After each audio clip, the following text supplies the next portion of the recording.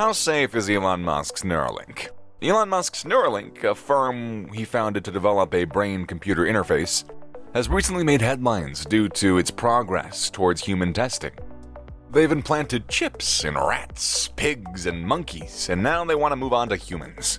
That is, on the surface, how medical science works. However, many questions and concerns related to Neuralink's mechanism beneath the surface, specifically about its safety, are to be brought out. Furthermore, most Musk events deteriorate into social media brawls between supporters and adversaries. We might be skeptics, but we don't want to dismiss Neuralink's technology entirely because Musk's name is tied to it. So we decided to dig into Neuralink's claims, the technology's possibilities, as well as the current state of its research. Also, let's just see how safe it is. Musk's grandiose forecasts about Neuralink's capabilities might have raised expectations too high, ultimately foreshadowing the firm's groundbreaking, though less flashy, technology. So let's ignore Musk's boasts and recent accusations of Neuralink's toxic management and concentrate on what the company offers. Individuals with spinal cord injuries can benefit from the company's cybernetic brain implant, which restores motor control and sensory information that's been lost due to spinal damage. It's a noble goal that's not at all trivial. However, Neuralink is also a revolutionary technology that's been in the works for a long time before the company was created. This isn't a criticism of Neuralink. Every sophisticated technology is founded on prior research. BrainGate is a significant initiative from Stanford and Brown University researchers began it in 2004. It's been looking into using electrodes to measure cerebral impulses and command computers and robotics components directly from the brain. For example, it presented a report in 2008 that described a brain-computer relationship that allowed subjects to control an on-screen cursor. Another cybernetic interconnection was established in 2012, allowing a disabled person to control a robotic arm and to use it to grab a drink from a bottle. Around 2017, that level of motor control allowed for 39 characters per minute of text input. However, it was only last year that it was demonstrated that formerly wired connections could be converted into wireless ones with similar outcomes.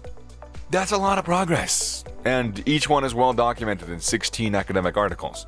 They demonstrate how a cybernetic brain implant might help people with spinal injuries safely regain motor functions. Neuralink could expand on that work. They could create a chip tiny enough and dependable enough to be utilized as a piece of medical equipment outside of controlled testing. So, what was the first Neuralink application? It's within the realm of possibilities and backed up by scientific evidence.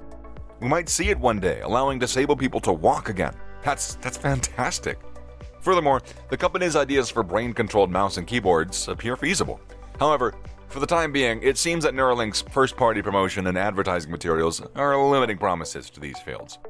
Nevertheless, Elon Musk recently provided some Neuralink updates, including that the firm is still on target to begin safe human trials by 2022. Musk stated in February of 2021 that Neuralink was striving very hard to prove its brain implant safe. He also indicated that Neuralink was in close contact with the FDA and that human trials will begin later that year. However, the year 2021 went by without any human trials. This year, Neuralink hired a clinical trial director and a clinical trial coordinator, indicating that the business is getting closer to testing its gadget on humans. In addition, Musk recently mentioned that Neuralink might be able to help people with severe obesity. Musk brought up the subject for the first time in his TED Talk with Chris Anderson. Musk outlined Neuralink's primary objectives for achieving its current objectives. First, he noticed a flaw with the Neuralink implant's electronics, mechanical, and software engineering. The SpaceX CEO contrasted the issue to the difficulty of creating a smartwatch, which he acknowledged is difficult. However, because these talents are immediately applicable, Musk asked anybody with experience in engineering and producing smartwatches or phones to assist Neuralink. The Tesla CEO also mentioned that Neuralink is working on a surgical robot, which is necessary for connecting the implant to the brain. The surgical robot, according to Musk, is equivalent to a cutting-edge computer numerical control, or a CNC machine. The company's brain implant, as shown in a video from 2021 Neuralink, is made up of a puck comprising secret sauce active electronics and bendable electrodes that are 50 microns broad, 5 microns thick, and 20 millimeters long. In the film, the electrodes on the puck were described as threads, or equated to hair strands. As a result, the electrodes were pretty delicate.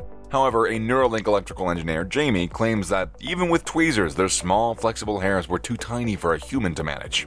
And that's where the robot enters the picture.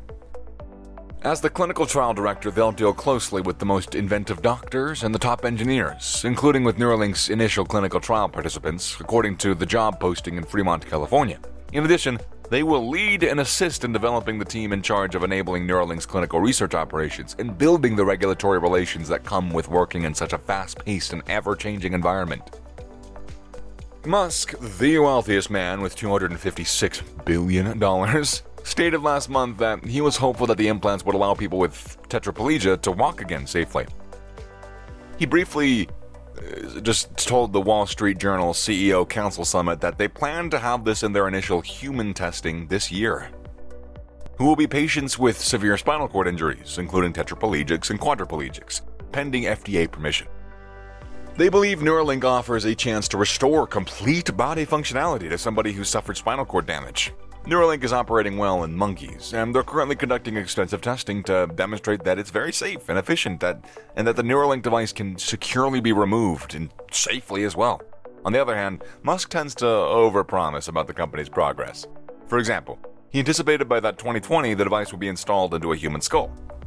Musk claims that the device will be implanted flush with the skull and charge wirelessly, allowing you to seem and feel completely normal. According to him, people tend to think of the technique as akin to replacing damaged or missing neurons with circuits. When devices are implanted in humans, progress will accelerate. For example, a video showing a monkey inserted with the chip performing a video game Pong using only its brain was previously released by Neuralink. Besides these efforts that Elon has been making, a competing brain-computer interface business has overtaken Elon Musk's Neuralink in the clinic. Synchron, headquartered in New York City, enrolled the first patient in its command experiment, which will evaluate its implant in people with severe paralysis. In addition, Synchron is working on Stentrode, a brain-computer interface that will allow people with severe paralysis to control digital gadgets with their minds instead of their hands. The jugular vein implants the Stentrode into the brain's motor cortex. The technology is designed to transform brain activity into a standardized digital language, allowing patients to accomplish daily chores like texting, online shopping, emailing, and accessing telehealth services without using their hands. According to Synchron, investigations have shown that its technology is safe in 4 participants who have received the part of the firm's switch trial. According to Tom Oxley, Synchron's founder and CEO, the command trial improved Synchron's technology development by providing prospective hope for the paralyzed 5 million patients in the United States. According to Oxley, the implant is a watershed moment for Synchron and the entire discipline. Like last year, the billionaire entrepreneur expressed hope that Neuralink's brain-computer interfacing technology would be approved for clinical use this year. Neuralink is now focusing on safe neural lace technology. Musk stated earlier this year that the Neuralink technology might give a solution for tinnitus over the next 5 years. However, before Neuralink's notion can be verified, the company must first be permitted to move into the clinic, which implies its technology must satisfy the FDA's stringent Class 3 medical device criteria. What do you fellas think about the safety of Elon Musk's Neuralink? Let us know in the comment section below.